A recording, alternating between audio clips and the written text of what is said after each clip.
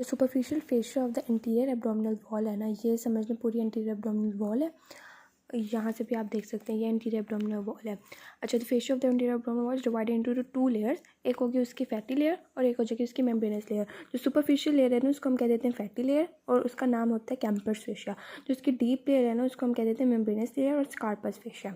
अच्छा, जो fatty layer है ना वो तो वैसे वो तो ऊपर होती है इंटीरियर एब्डोमिनल वॉल के, लेकिन जब वो नीचे आती है ना यूरिथ्रा के लेवल पे आके वो जो इसका फैट होता है वो ख़त्म हो जाता है, और जब नीचे फर्दर वो मूव करती है टुवर्ड द स्क्रोटम तो वही जो फैटी लेयर है वो कंटिन्यू हो जाती है as the dartos muscle.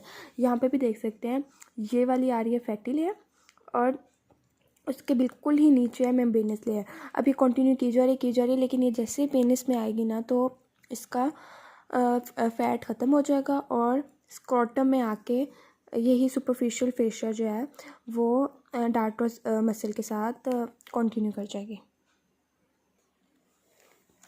अच्छा, मेम्ब्रेनस लेयर, अब ये वाली है मेम्ब्रेनस लेयर ग्रीन वाली, ठीक है। अब जब मेम्ब्रेनस लेयर है ना ये वैसे नीचे आती जाएगी ऐसे जा रही है, लेकिन जैसे ही ये मेम्ब्रेनस लेयर इस वाले लेवल पे पहुंचेगी ना तो उसी साइड से पेरिनियल जो पेरिनियल जगह है उसकी membranes layer of superficial fascia वो आ जाएगी और उसको कहते हैं कूलिस फेशिया। तो ये मेम्ब्रेनस लेयर जो है एब्डोमिनल वॉल के ये कंटिन्यू कर जाएगी विद द कूलिस फेशिया। यहाँ पे भी आप देख सकते हैं ये वाली है ना मेम्ब्रेनस लेयर, ठीक है, स्कार्पस फेशिया जिसको हम कह रहे हैं।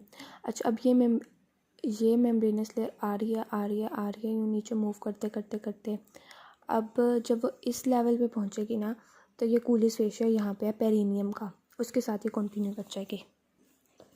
अच्छा, अब जो पॉइंट ऑफ अटैचमेंट है ना of the Colles fascia and the Scarpa's fascia वो it is in such a way कि जो कूलिस फेशिया है ना वो बैक साइड पे तो आके इस प्यूबिक बोन के साथ जो है वो इस बोन के साथ या पेरिनियम मेम्ब्रेन के साथ मर्ज हो रही है, लेकिन अगर यहाँ पे आए यहाँ पे कोई इसका पॉइंट ऑफ अटैचमेंट नहीं है कि ना यहाँ पे कोई मर्जिंग पॉइंट है ना ही ऊपर आके इसका कोई प्यूबिक के साथ मर्जिंग पॉइंट है, और ये दरमियान में है यूरिथ्रा।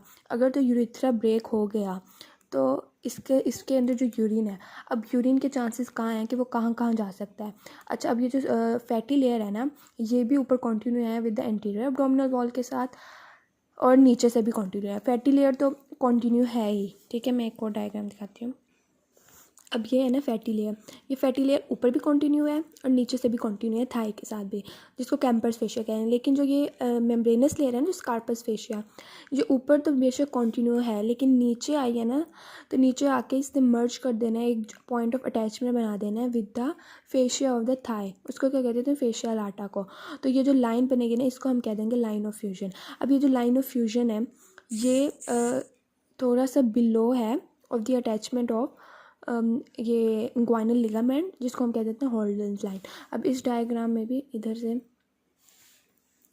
ये देखें, ये जो है ना मेम्ब्रेनस लेयर यहाँ से तो प्यूबिक के साथ अटैच नहीं है, यहाँ पे भी प्यूबिक के साथ अटैच नहीं है, पीछे से जो है वो पेरिनियम मेम्ब्रेन के साथ अटैच है।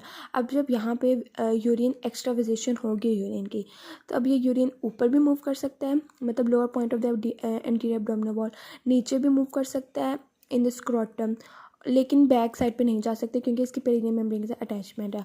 और इसी तरह ये नीचे थाई में भी मूव नहीं करेगा क्योंकि थाई में इसकी अटैचमेंट है विद द फेशियल आटा। तो इसी वजह से यहाँ पे लिखा हुआ है तो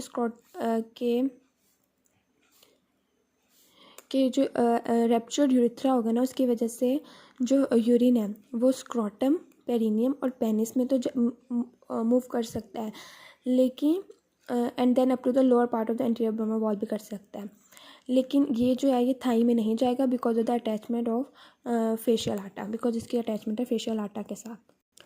अच्छा, अब हम देख लेते हैं लाइन ऑफ अटैचमेंट। एक तो होती है हॉल्डेन्स लाइन, वो हमें पता चल गया वो कहाँ होती है। अब यहाँ पे करके कहीं होता है प्यूबिक ट्यूबरकल। हाँ, अब ये जो लाइन ऑफ अटैचमेंट है ना यहाँ पे होता है कहीं करके प्यूबिक ट्यूबरकल, और ये जो यूँ बन रहा होता है ना ये प्यूबिक आर्च होती है, तो इससे अटैचमेंट होगी हॉल्डेन्स लाइन से हो गई, प्यूबिक ट्यूबरकल से हो गई। इसके अलावा नीचे जो है वो posterior border of the perineal membrane उसके साथ अटैचमेंट होती है। मैं दिखाती हूँ posterior border of the perineal membrane के साथ जो अभी हमने डायग्राम देखी थी, ये पेरिनियल मेम्ब्रेन के साथ इसकी अटैचमेंट हो गई। और मेम्ब्रेनस और इसके अलावा above the umbilicus membranes layer merges with the fatty layer. जो मेम्ब्रेनस लेयर है ना वो मर्ज कर जाती है with the fatty layer umbilicus के ऊपर। ये अम्बिलिकस के ऊपर ना जो ये अम्बिलिकस है ना, समझ लें यहाँ पे करके ये है अम्बिलिकस। तो अम्बिलिकस के ऊपर जो फैटी लेयर है और मेम्ब्रेनस लेयर है ये मर्ज हो जाती हैं।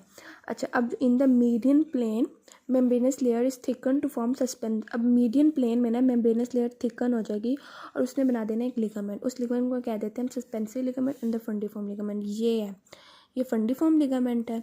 इसी तरह एक होता है सस्पेंसरी लिगामेंट। अब यहाँ पे देखें, ये मीडियन प्लेन में ना यही मेम्ब्रेनस लेयर ये थिक होके बना रही है एक फंडिफॉर्म लिगामेंट ऑफ द पेनिस और एक बना रही है suspensory ligament of the penis.